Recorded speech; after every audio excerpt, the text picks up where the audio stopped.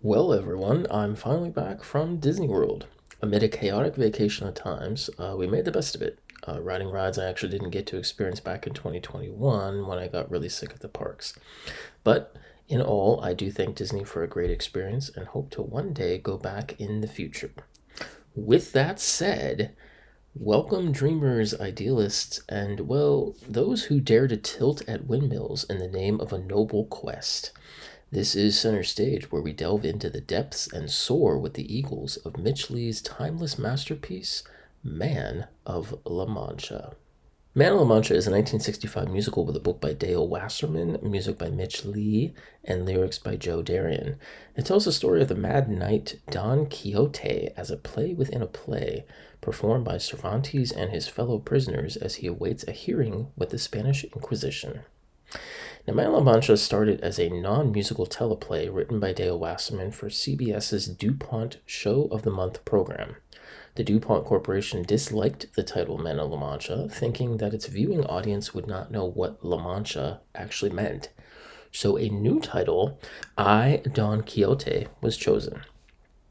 The play was broadcast live on November 9th, 1959, with an estimated audience of 20 million viewers. Now, years after this television broadcast and after the original teleplay had been unsuccessfully optioned as a non-musical Broadway play, director Albert Marr called Wasserman and suggested that he turn his play into a musical. Now, fun fact, the musical was scored for an orchestra with no violins or other traditional orchestral stringed instruments, apart from a double bass and the use of flamenco guitars, instead making heavier use of brass, woodwinds, and percussion. Now, the musical would officially open off-Broadway in November of 1965 at the experimental Thrust Stage, Anta Washington Square Theater in Greenwich Village, before transferring to Broadway at the Martin Beck Theater in March of 1968.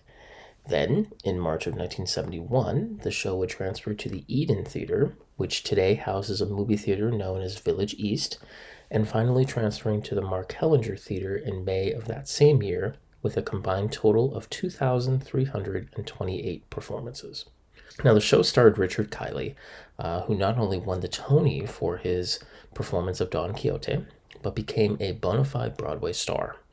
Yiddish theater star Irving Jacobson, Ray Middleton, American operatic tenor Robert Rounsville, two-time Tony Award winner John Cullum, Hal Holbrook, known for his one-man stage show Mark Twain Tonight, and Lloyd Bridges, who would later become the father of both Hollywood Walk of Fame actors Beau and Jeff Bridges. Now, fun fact, the musical was performed on a single set that suggested a dungeon. All changes in location were created by alterations in the lighting, by the use of props supposedly lying around on the floor of the dungeon, and by reliance on the audience's imagination. In April of 1968, the London production would open at the Piccadilly Theatre, running for 253 performances and starring Keith Mitchell, who is best known for his film and television portrayals of King Henry VIII. Now, the musical has been revived on Broadway 4 times, with the first in 1972 starring Richard Kiley reprising his role from the original 1964 production, the second in 1977 with Richard Kiley again reprising his role of Don Quixote, alongside the real McCoy's Peppino, Tony Martinez.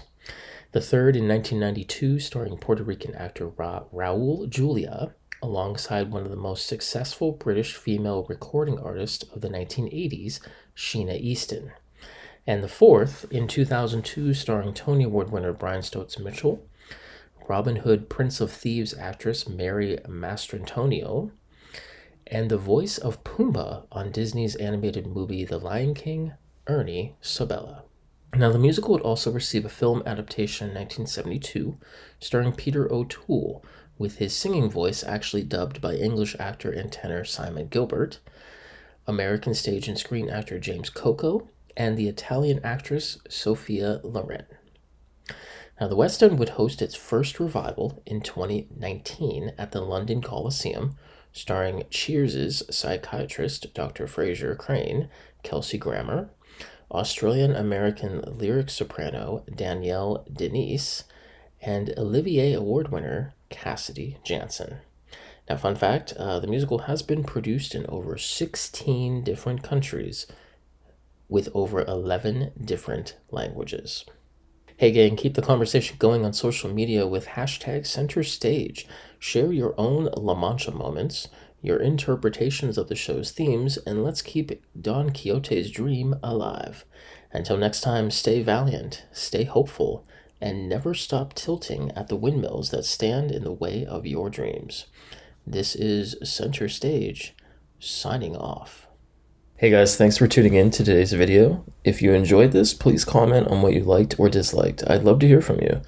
And if you want to see other videos like this, make sure you hit that like button and subscribe. And until next time, that's a wrap.